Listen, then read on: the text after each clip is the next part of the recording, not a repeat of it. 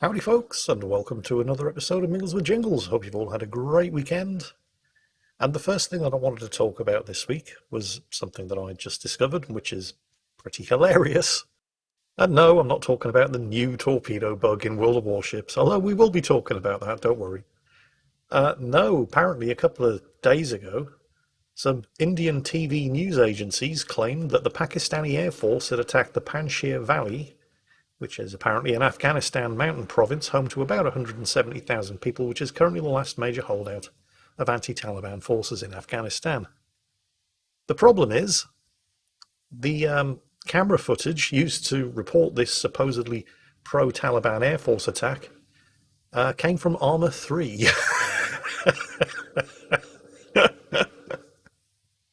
it's it's apparently not the first time this has happened, according to a spokesman from Bohemia Interactive, the developers of the game. Apparently in May this year, just a couple of months ago, it was reported that Israel was shooting down helicopters and other aircraft as conflict between Israel and Hamas escalated. Not quite sure how an organisation like Hamas is getting its hands on MiG-29s and, combat helicopters, but hey, that's not really the issue. The issue is that this was, again, footage from people playing Armour 3. Let's just think about the implications here for a second. Because I haven't trusted anything that mainstream media news has told me for a good few years now. And I'm sure there are people sitting there listening to this thinking, oh, here we go, conspiracy theories, tinfoil hat, here we go. But, well, think about it. We've got two examples here of national news broadcast agencies using doctored gameplay footage to report fake news. We're long past the stage now where politicians just deny absolutely everything so that you can't tell when they're lying and when they're telling the truth. So you have to actually go back and check the news footage to confirm what it was that they actually said, regardless of what it is that they say it was that they said. But now, you can't even rely on the news footage. With deepfake technology maturing, you can basically have people saying whatever the hell you want them to say, and it looks 100% realistic. Or at least realistic enough to fool most people. Imagine what the situation is going to be like 5 years from now, as the technology matures even further. Don't forget, the game footage that was used by these Indian news agencies to sell the lie and push their agenda came from Armour 3. This is not new technology. It's a 7-year-old game? No, 8-year-old game. It came out in 2013. And just using the video editing and processing software that I have, Power Director, it costs, what, $60? It's not expensive. And I'm not exactly skilled in its use either. I do very basic editing, but, well, let's just add some film grain, toss in some fast film process effects, maybe a little bit of film damage effect, toss in some news-style title cards, and bingo, I've just provided footage of the infamous US Navy airstrike on Switzerland in 1974. Now, nobody's going to be fooled by that, I hope. But I could do that untrained using very cheap software in 2 minutes. The implications are kind of scary, really, aren't they? Meanwhile, in other news, Far Cry 6 is coming out next month. And yes, I know, it's just another Far Cry game. It's basically Far Cry 3, 4 and 5 with a different skin and new voice actors. I'm not expecting anything revolutionary about it, but I am expecting to enjoy it because I just like those games. For me, the Far Cry games have a satisfying gameplay loop, although you'll know by now whether or not you enjoy that sort of thing. But they've always kind of lived or died on the strength of the antagonist, the bad guy. And that really kind of started in Far Cry 3 with the excellent Vas Montenegro, played by the Canadian actor Michael Mando, who's, by the way, absolutely outstanding in Better Call Saul. And that continued in Far Cry 4 with Pagan Min, Far Cry 5 with John Seed, although let's not talk about the spin-off, Far Cry 5 New Dawn, which was an utter disaster with the most forgettable and just outright bad villains ever to feature in a Far Cry game. And then, of course, we've got the excellent Giancarlo Esposito from Breaking Bad and Better Call Saul, amongst many other things, starring as the villain in Far Cry 6. But it all pretty much kicked off back in Far Cry 3 with Michael Mando playing Vas Montenegro. And guess what? Far Cry 3 is now free on the Ubisoft store. You can pick it up for the princely sum of $0, and yeah, it is kind of showing its age, but it still looks all right, and it's free, so knock yourselves out. It is a great game, even if it is published by an extremely dubious publisher, but, well, aren't most of them these days? Speaking of great games published by an extremely dubious publisher, let's talk about World of Warships. Yeah. So, do you recall the torpedo bug that's been inflicted on World of Warships for the last 3 patches, which they did fix in the latest patch?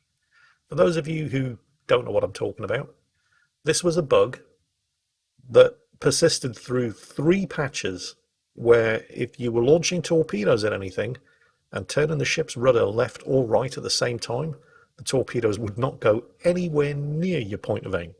Well, they have fixed that bug. That bug has been crushed. Unfortunately, they've managed to introduce another bug at the same time, almost certainly caused by whatever it was that they did to fix the original torpedo aiming bug. I mean, I don't know that for sure, obviously, but it does seem likely. What happens with this new bug?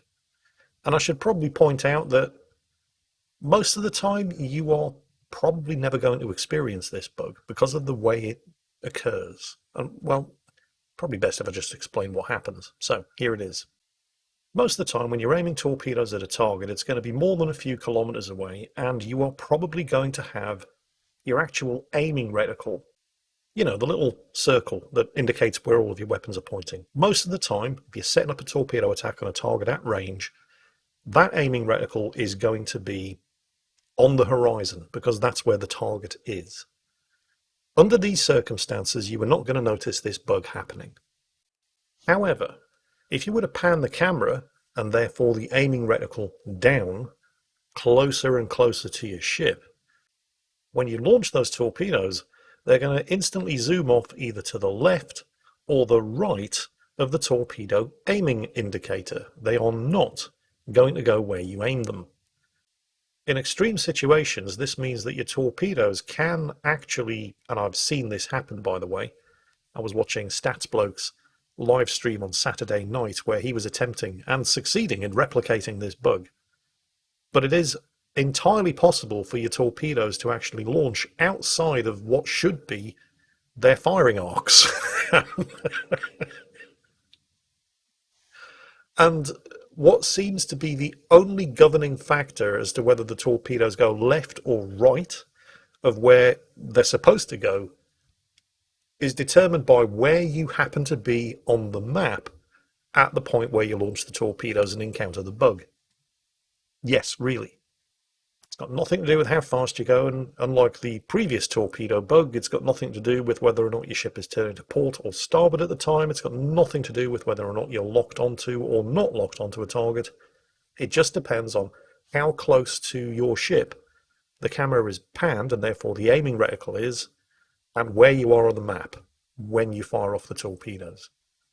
Because the torpedoes will always deviate towards the center of the map. It's as if there's suddenly a great big torpedo magnet right in the middle of the map, and that's where the torpedoes want to go, not where you've aimed them. Don't be silly. Why would they do that? Yeah. But, like I said, under the majority of circumstances, you are probably not going to actually witness this bug happening to you because you'll be setting up a torpedo attack on a target that's at least 4, 5, 6, 7, 8, 9, 10 kilometers away, and your aiming reticle will be on the horizon. This bug only seems to occur when your aiming reticle is close to your ship. Under what circumstances is your aiming reticle going to be close to your ship? How about when you've just been surprised by an enemy target at very, very close range, and you really, really, really need your torpedoes to go where you aimed them? Unfortunately, that is exactly when they're going to go wherever the hell they want. So, one bug fixed. Actually, let's be fair here, 2 bugs fixed. They have finally gotten around to fixing the replay bug as well, where you had to pause the game every time you launched a replay and then go into the settings in order to turn on all of the UI elements that suddenly got turned off for no good reason. That has also been fixed. So 2 bugs fixed, 1 fresh bug that we know of in the latest patch. Sticking with Wargaming for the moment, you've probably heard of Cabbage Mechanic. I love his name, by the way. Cabbage Mechanic is a Navy term for a cook. Cabbage Mechanic was a World of Tanks community team leader. Hang on, what's this got to do with World of Warships? Well, you wouldn't think it would have anything to do with World of Warships, and it shouldn't have anything to do with World of Warships. But the thing is, one of Cabbage Mechanic's team members went by the name of Gneisenau, and he was a former World of Warships North America community manager. Or I'm not entirely sure what his job title was, but he was involved in the World of Warships North America community team. And he had the great misfortune to be the guy who originally reached out to Little White Mouse and Shibitsu to get the whole, HMCS Yukon thing rolling, which rolled and never really got anywhere, and was the straw that broke the camel's back and led to the mass exodus of World of Warships community contributors, the open revolt in the community, and the World of Warships team promising the Earth. We have yet to see whether or not they're going to deliver, but yeah, the whole World of Warships thing that's happened over the course of the last 2 months or so, with articles going up on news sites everywhere calling Wargaming out. Well, not Wargaming, well, Wargaming in general, but World of Warships in particular, for basically being a bunch of twats. So, now that we're all caught up, I, and everybody else capable of thinking and breathing at the same time, fully expected Gneisenau to be the one thrown under the bus. Despite the fact that all of the failures that happened at Wargaming were way above his pay grade, and anybody who ever dealt with him had nothing but good things to say about him, including Mouse and Shibitsu themselves. But he was the one who had to make the public apology, and was transferred to the World of Tanks team, where he ended up working for Cabbage Mechanic, who also had nothing but good things to say about him. Well, this was all at least a month ago. But, well, World of Warships weren't done with the poor sod. So, despite no longer working for World of Warships fired him from World of Tanks. And they didn't go through his manager, Cabbage Mechanic. Cabbage Mechanic just turned up for work at World of Tanks North America one day to find out that one of his team members, a team member that he was enjoying working with and he had no problems with whatsoever, had been fired for something that occurred in World of Warships because of problems that occurred way above his pay grade and that he was in no way fully responsible for. But, well, that's just the way Wargaming works. Somebody higher up the totem pole screws up, or in this case a whole bunch of people higher up the totem pole screw up. Somebody at the bottom of the totem pole gets made to pay for it. And that would have been the end of the story. Except Cabbage Mechanic wasn't done. Well, he was done, just not in the way that you might think. Cabbage Mechanic was the senior manager of community and events on the World of Tanks Americas team. Yes, was. He'd been working at Wargaming for more than 5 years, and he quit in protest over what the company had done to one of his employees. He said, "I'm making this painful decision because of the recent termination of an employee of my team that I believe to be a kind and competent individual for reasons that I personally perceived to be an illegitimate and incredibly persistent campaign to unfairly scapegoat him by the leadership of his former team that in my opinion is desperate to have anyone at all to blame for the most recent incident of what I perceive to be a toxic corporate culture perpetuating a cycle of serious errors that stretches back at least 4 years, well before his time on that team, and with causes well above his pay grade.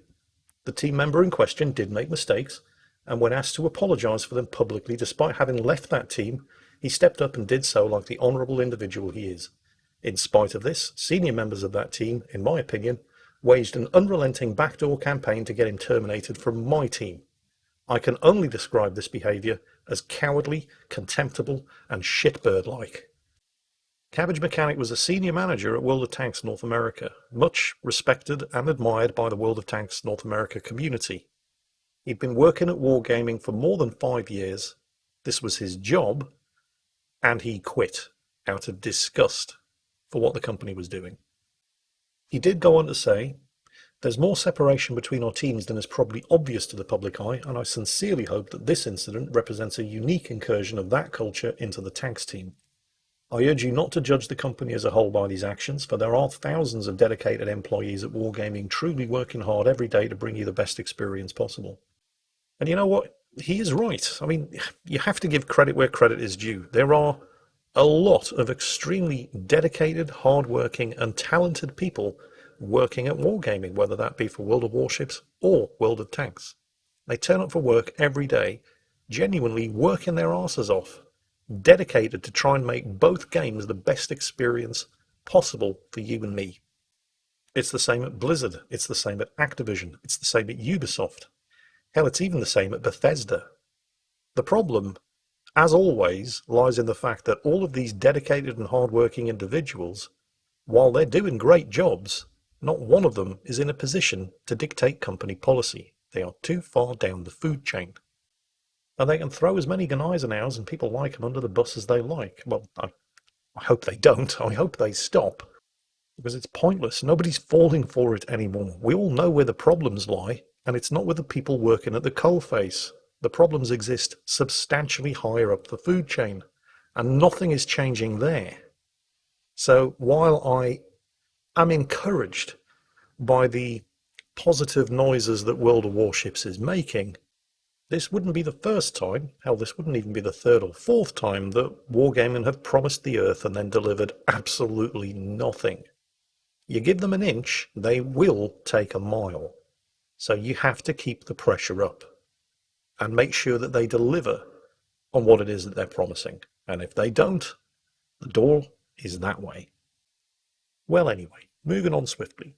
You've probably noticed that I've been having some genuine fun playing the brand new Aliens Fireteam Elite lately. I appreciate that, the videos are definitely not the most popular videos that I do on the channel. But I have really been having fun playing the game, while acknowledging that it does have certain replay and longevity issues. But getting into that game rekindled my desire to get myself a replica pulse rifle. This is something that I did actually own at one point, because the actual pulse rifle that they used in the movies, they had one fully functional pulse rifle that actually fired and would get passed around from actor to actor anytime somebody had to fire a pulse rifle. And it was built on an M1A1 Thompson submachine gun with a cut-down Remington 870 shotgun with a heat shield and foregrip reversed from a Spaz 12 shotgun, plus a little bit of, rubber and plastic tossed in here and there. Now, I used to play airsoft quite regularly. I'm way too old for it now. And I had an airsoft Thompson submachine gun.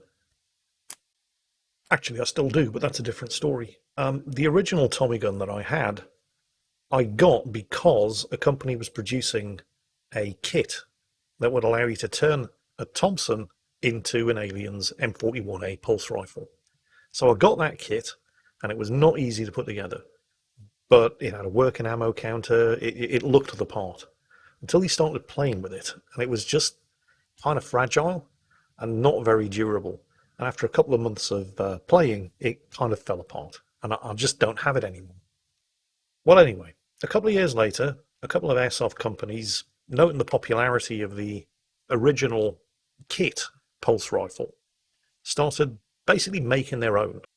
But this time, not selling them as kits. The one that I can remember was Snow Wolf Airsoft's M41A pulse rifle. And instead of, buying a box of bits and then doing what I did and dressing up your Tommy gun as a pulse rifle, these were actually sold as pulse rifles. You get them out of the box, bingo, M41A pulse rifle. And if you ever go to a film and Comic Con and there are people there cosplaying Colonial Marines and they have pulse rifles, these are usually the ones that they have. And they were fairly reasonably priced as well, but I didn't get one. And now it's impossible to get your hands on one because they only built them for a couple of years and they all sold out. And you can buy second-hand ones on eBay, but they are eye-wateringly expensive.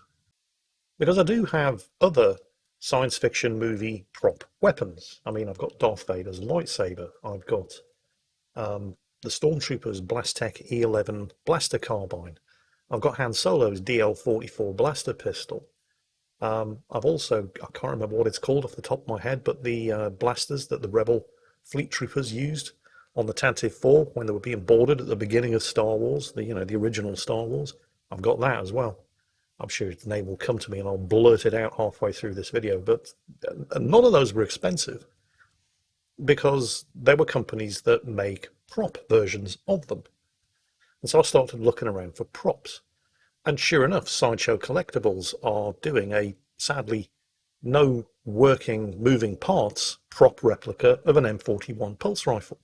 But they want $700 for it. Sorry. I mean, I want a pulse rifle, but I don't want one that badly. So I'd all but given up. And then somebody on the Salt Mines Discord server said, Jingles, take a look at this, and sent me a link. Hasbro are doing a Nerf pulse rifle, and it is glorious. Well, it's not, because it's all white and orange and, it's a Nerf gun. But it could be glorious. I mean, the dimensions are spot on. It has moving parts. You can rack the pump action for the grenade launcher. I think it also has a working ammo counter. And it fires Nerf darts, bullets, whatever the hell you call them. I don't know. Not that I'll be doing that. But I'm going to have to put some work in turning it from a white and orange plastic monstrosity into an actual screen-accurate pulse rifle. So Workshop Wednesdays are going to be coming back. When this thing releases, it's going to be a great project. Getting this Nerf gun looking like a screen-accurate pulse rifle. That does, of course, raise the question, what does a screen-accurate pulse rifle look like? Because you wouldn't believe how angry certain people get if you say olive green. Apparently, the actual props were painted a colour that's called brown bess. They were very dull brown, kind of like the brown colour that US Army Air Force B-17s were painted. And this is assumed to be the original colour that the weapons were painted on set, because a couple at least of the surviving props are painted in this colour. But hang on a second, I mean, I've seen Aliens. They look green to me. Well, the story goes that this is just because of the way the set was lit when they were filming the movie that made everything look green.